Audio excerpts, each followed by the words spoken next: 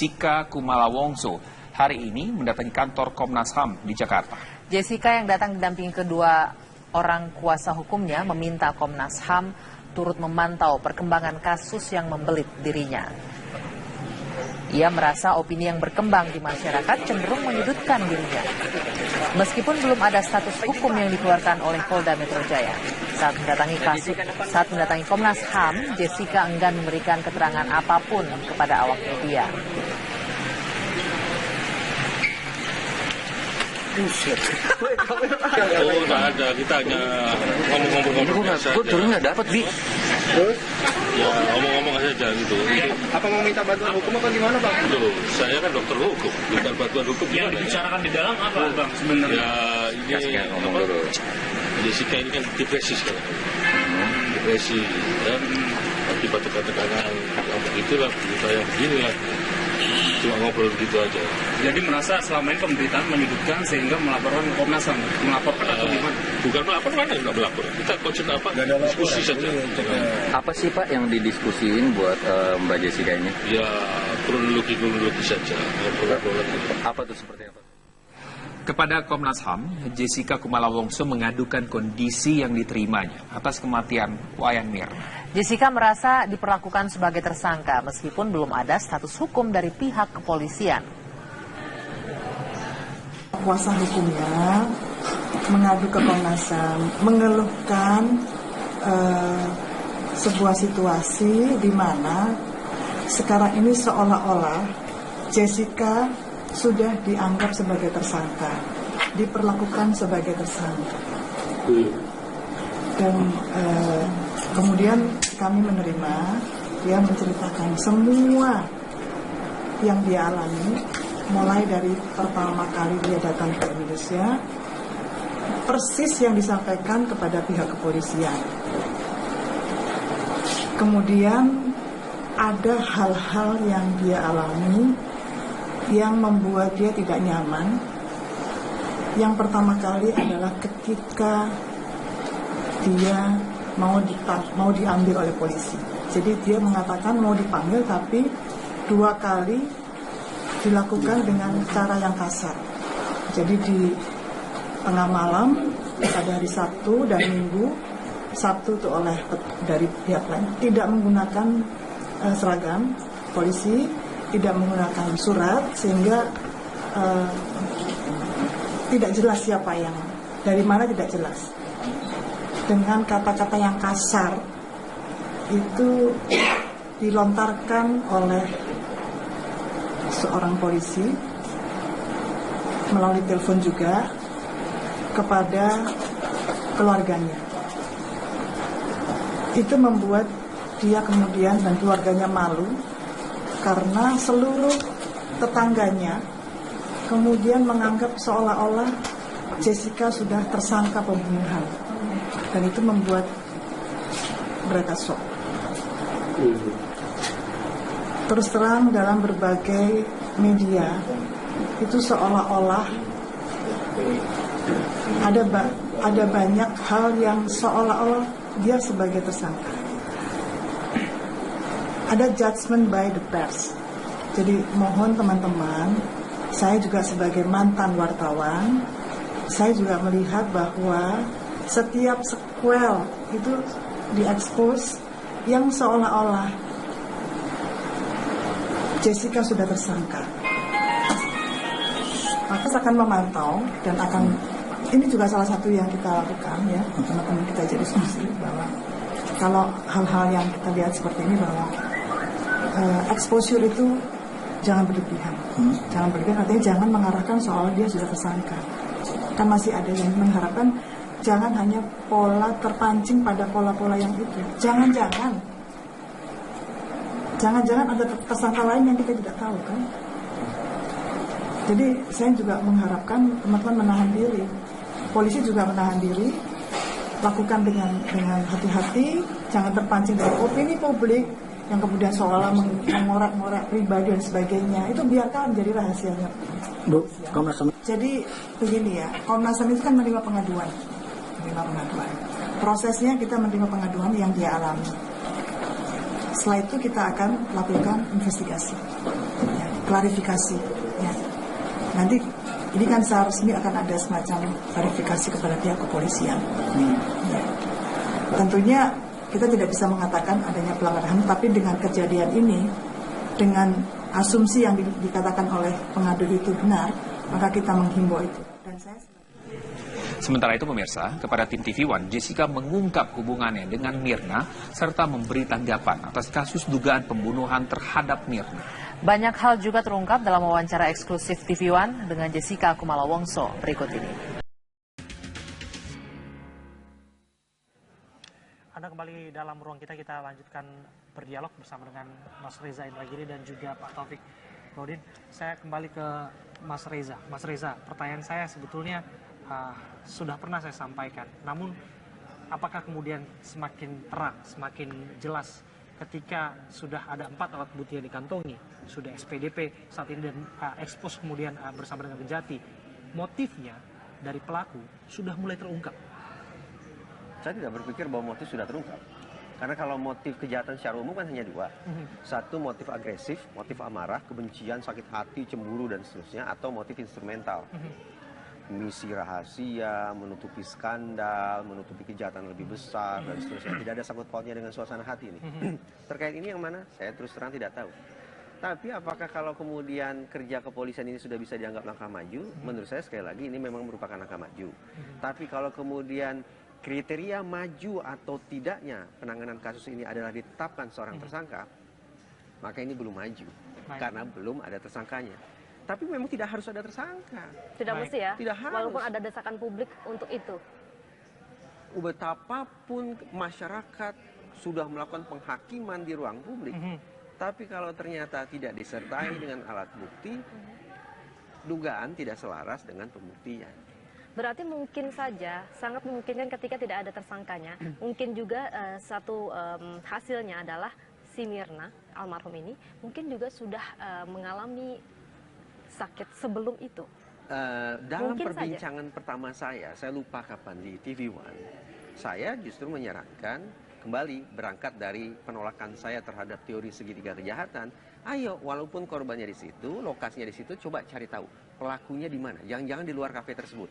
Silakan ditelaah, silakan diinvestigasi sebelumnya korban bertemu dengan siapa, mengkonsumsi apa.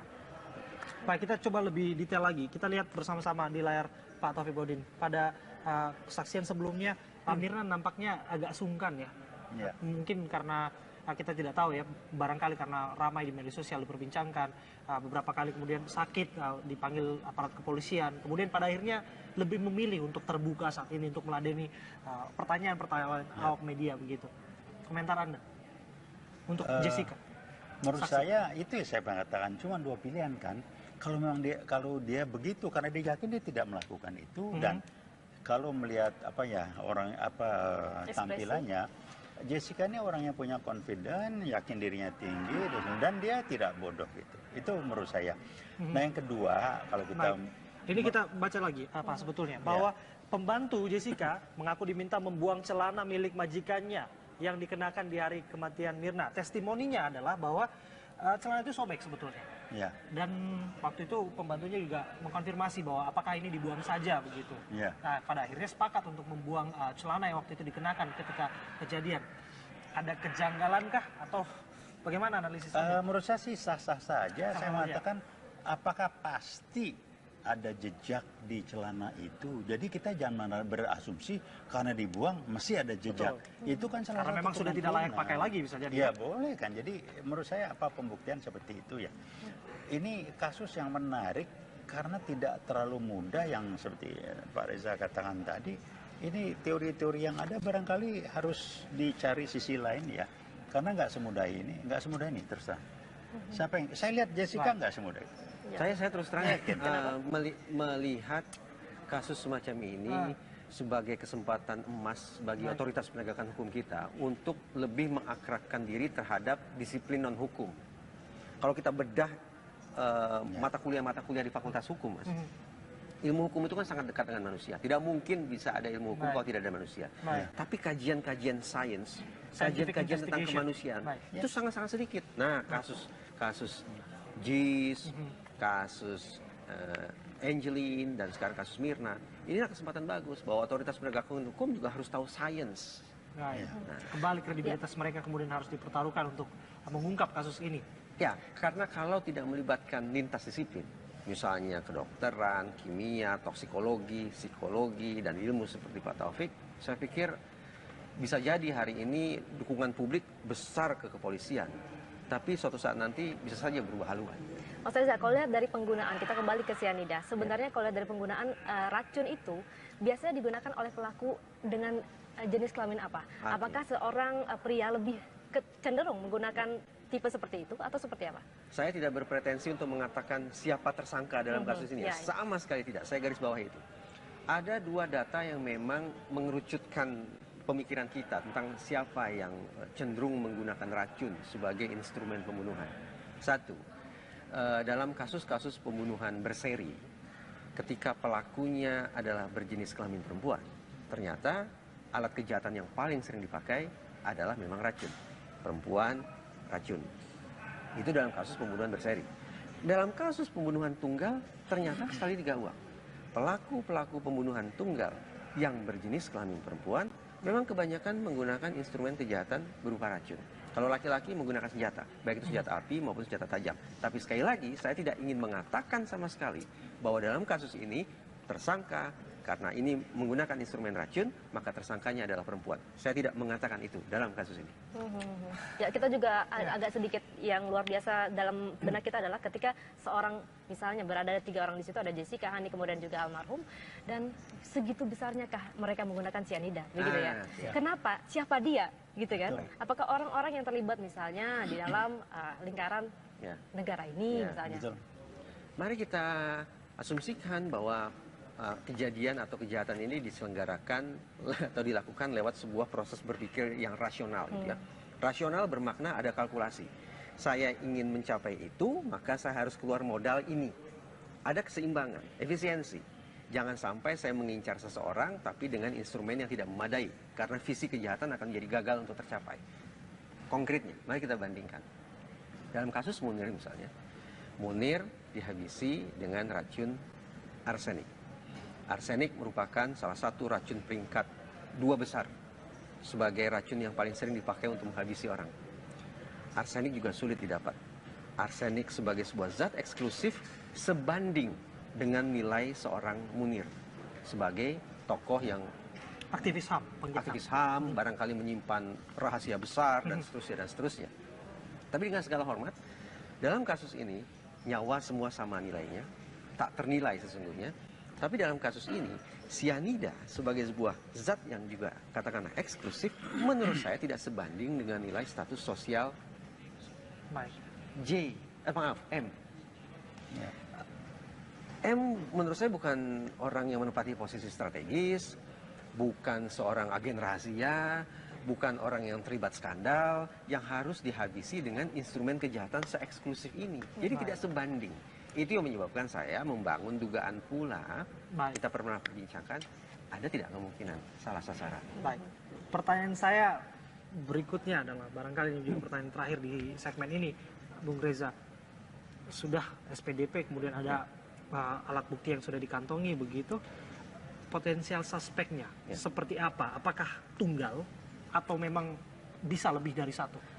Dengan karakter cyanida yang sedemikian rupa, ditambah lagi dengan takarannya yang sedemikian ekstrim, saya menaruh dugaan ini tidak dilakukan oleh seorang operator individual, tapi merupakan bagian dari sebuah unit, merupakan bagian dari sebuah kelompok yang sayang beribu sayang, menurut dugaan saya, operasi yang kemudian salah sasaran. Barangkali ada orang kemudian yang mengasistensi, yang memfasilitasi barangkali cyanida itu ini dari mana? Kita tidak cukup bicara tentang operator alias orang yang membubuhkan racun, tapi siapa mastermind-nya, siapa otaknya, dan seterusnya. Sebuah tim.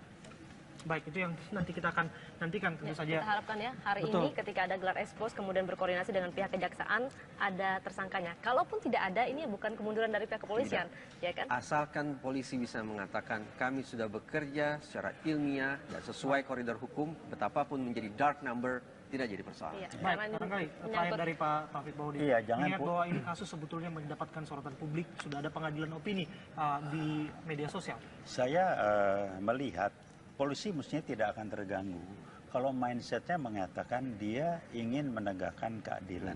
Kalau mindset. Tapi kalau mindsetnya menegakkan hukum, dia akan mencari dengan apapun dijustifikasi, mesti ada tertuduh. Tapi kalau menegakkan keadilan nggak akan. Dia akan enteng, memang nggak mudah ditemukan. Tidak ada beban. Nah kemudian Jessica dengan logikanya alangkah bodohnya kalau dia melakukan itu. Kan bodoh banget. Dia pertama kali datang, dia pesan minuman, dia bodoh benar menurut saya. Orangnya logikanya sangat disayangkan begitu ya dengan orang yang punya intelektual yang baik. Ya,